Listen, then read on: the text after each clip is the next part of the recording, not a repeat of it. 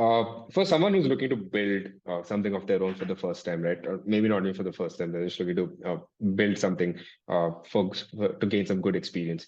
What would your recommendation be first in terms of them doing things that they're really passionate about? And this, I'm talking about like general interest, right? Like for you, how it was, how you were so passionate about games, and then eventually that led you into game development, versus another person who is looking at trends.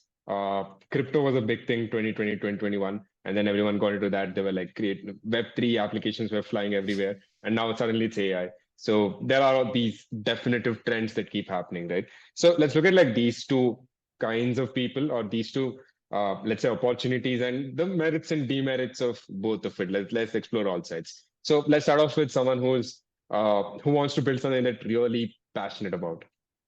Right. Yeah. This is actually a wonderful question because it's earlier I used to think, hey, you know what, follow your passion and just do what your passion says and don't worry about trend lines. But over time, I've updated my sort of understanding of this. So what I think is certain trends affect your work directly or affect what you're Mm. passionate about directly. For example, if you enjoy law, right, and if you're a lawyer or if you're an aspiring lawyer, you can't help but notice that you know AI is going to like eat up some part of your job.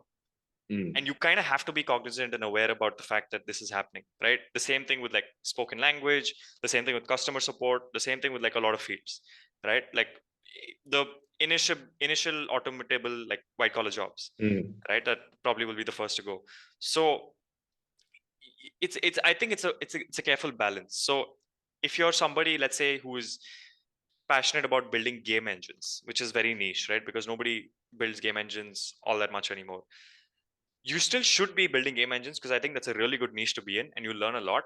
But you should also be cognizant of what in the game engine space is, trending. And Mm. if there is another trending topic, like let's say AI, can it be useful in what I'm doing?